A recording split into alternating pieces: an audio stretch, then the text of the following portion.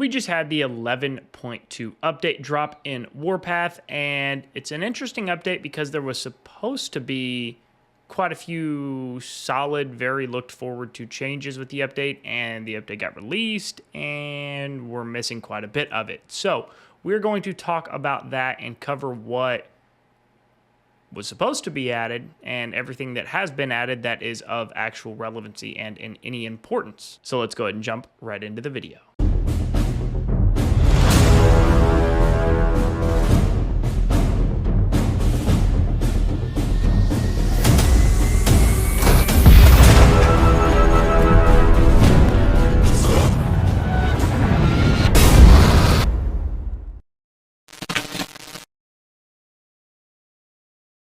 Welcome back, guys. I hope everybody is doing wonderful. I hope life is going well for each and every one of you. The 11.2 update just dropped. It is Tuesday morning, at least for me. The update got completed late last night on Monday evening, and it's an interesting update that was supposed to bring a lot of very welcomed changes, and for some reason, some of these things that were supposed to be in the update didn't actually get put in.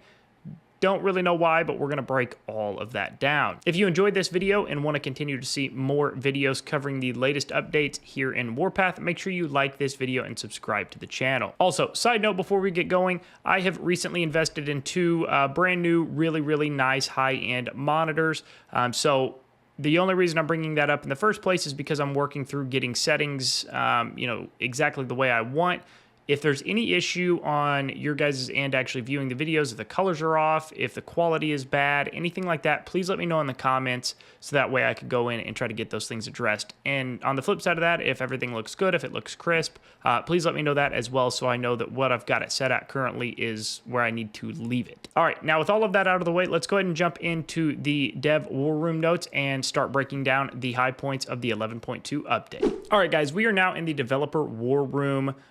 This is all of the kind of overview notes of the update. I was actually checking on my recording software, and it looks like compared to my previous monitors, which were many years old, the text that you guys are going to see is going to be more clear. So hopefully that's going to add some additional viewing pleasure to you guys and some value to the videos. But anyway, we are going to jump in, and as we always do, I am not going to go over every single one of these things. Feel free to pause the video at any point in time if you actually want to read line for line exactly what was included in this update. I have pretty much done that already, but I just want to cover all of the high points so I get all the information to you, but I respect your time as well. All right, so the first one I want to talk about here is going to be number 4, which is exploitation permit. You can now purchase an exploitation permit to enable automated resource collection for 7 days directly from a resource center inside of your base.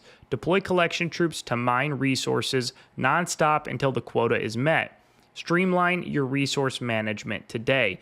Now, I have not been able to find any of these exploitation permits. We don't have a resource center inside of our base, at least not as of yet that I have found.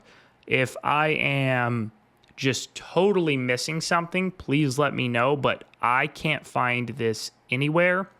Now, this is under the kind of events section right here, so I don't know if this is just an event-specific feature, but when it says streamline your resource management today, that makes me think it's going to be a part of the update as soon as the update goes live. So maybe there was some miswording there. I'm obviously not entirely sure at this moment in time, but that is something that is currently not in the game that was evidently supposed to be coming with this update. We're going to have to just kind of wait and see. In addition to this, though, under the events, I'm not going to go and, again, read every single one of these, but we do have a Deck the Halls Christmas event coming soon, so that will encompass a lot of different things, so be on the lookout for that. That should be fun, and that should be, full of rewards. They generally do a really good job, at least, my almost now 4 years playing Warpath. Every year that they've had a Christmas event, it's been a lot of fun, and there's been a lot of really good rewards up for grabs for both free-to-play players and, of course, those of you that invest money. So that should be another good event this year as well. Now, we do have two new brand new officers that came with the 11.2 update. I'm going to make a video dedicated to both of those officers specifically, so we are not going to go into them really much at all in this video, but just want to highlight them. The first one is going to be Iron Cavalier. He is going to be a tank officer generally, or just generally speaking, he's a super heavy specific officer, if you will. So we're going to cover him in a video, and then underneath that we have got Surf Strider. So this is going to be, it looks like a Navy officer, so we will get into him a little bit as well. We've got a new tech. This is going to be new city defense tech. Blast Wall. Unlock the base fortification option in the Walls radial menu by researching this tech. You can activate it to gain a 12-hour buff with a 72-hour cooldown. Base fortification buff increases base's damage resist by 3%.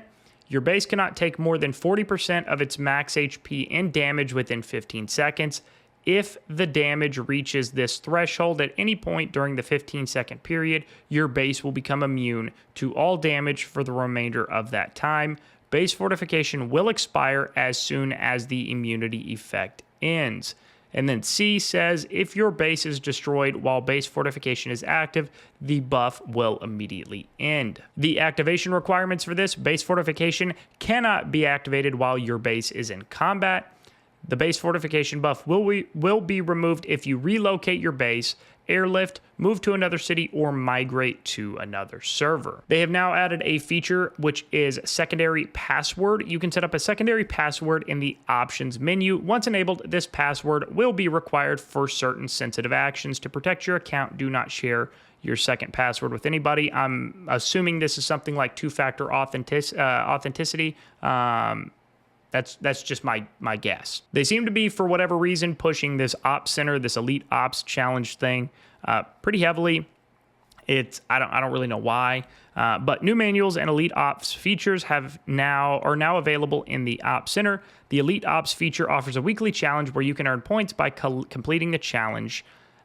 B, earning Elite Ops Challenge points allows you to complete point-based objectives and unlock corresponding rewards. These objectives reset every week. Number 2, added legendary and classic weapons to the Ops Center. I'm still not really a big Ops Center fan. It seems kind of like more of a time waster than anything. I mean, I know they're pushing it and they're going to find ways to incentivize people to play it, I'm sure myself included.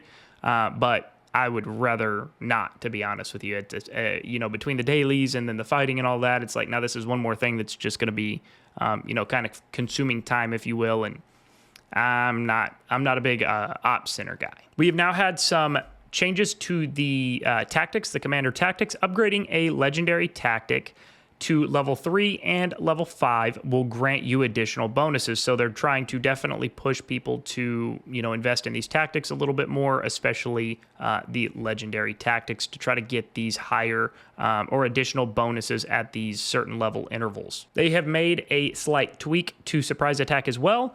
They are going to be increasing surprise attack airlift cap from 2 to 3 and reducing its recovery time from 12 hours to 8 hours. I think that'll probably be pretty good. I think them tweaking the surprise attack system, about a month and a half ago from its kind of original form or version was a really good change for sure. But I think them continuing to tweak it is going to be beneficial. And reducing that recovery time is going to continue to promote, fighting in combat throughout the entire duration of everybody's Theater of Conquest event. At least I'm sure that's the goal. And then other optimizations, you can now upload images saved on your PC as your avatar on the PC version.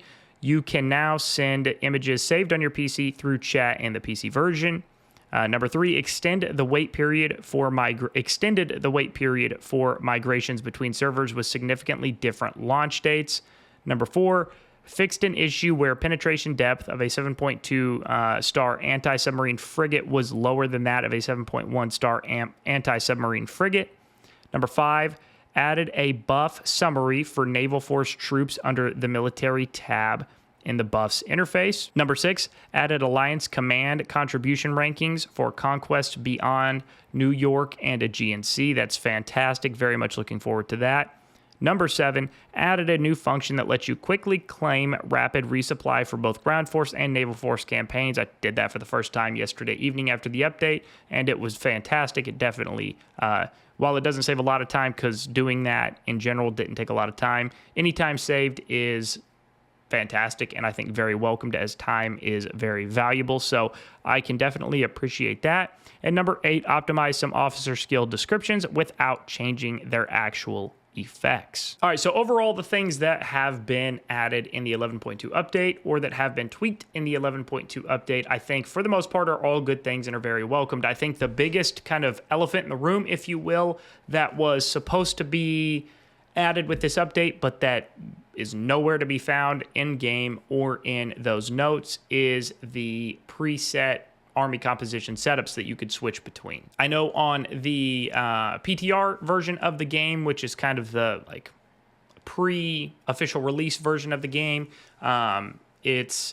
they had the kind of preset option that was added that was supposed to be coming with the 11.2 update. The PTR, for reference, the PTR server generally gets updates that we all get on the live server roughly a week to 2 weeks ahead of us. So that's where they are kind of in the know a little bit early for the most part. But for some reason, the kind of preset setups are just not here, and I think that's something that I know I was very, very much looking forward to, and I think a lot of other players, probably all of the player base, was looking forward to. So I'm not sure at all where that went.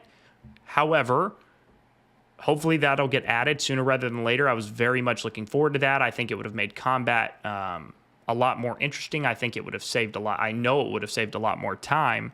And it would give people more variety. If you have to drop into a village to heal it, you can immediately just switch to your base defense setup. It automatically will adjust your officers, officer skills, all of the above. If there's a big field fight breaking out, you can switch to your field fighting setup, or whatever it is that you want to have your setup set up like. You could have done that. And that's something that we've all been asking for. That's something that has been suggested and been asked for literally years now. We were finally going to get it, and it is not in the game, and there's been no answer as to why. Hopefully we get some kind of clarification on that sooner rather than later. With all of that being said, let me know your thoughts and opinions in the comments below. Do you guys think the 11.2 update was good? Do you think it was bad? What are your opinions? And also, do you think that we will be getting the preset like army composition feature? Do you think they're going to totally scrap it? I would love to hear what you think as well. If you guys have stuck around and made it this far into the video, if you've got access to Discord and are not already in our community Discord server, the link to that is going to be in the description of the video as always. If you are a new player and have more questions, want to learn some more, or if you're a veteran player and just want to come hang out and get to know some more people in the community, it doesn't matter. Absolutely everybody is welcome. As always, thanks for taking the time to watch the video today, and we'll see you on the next one.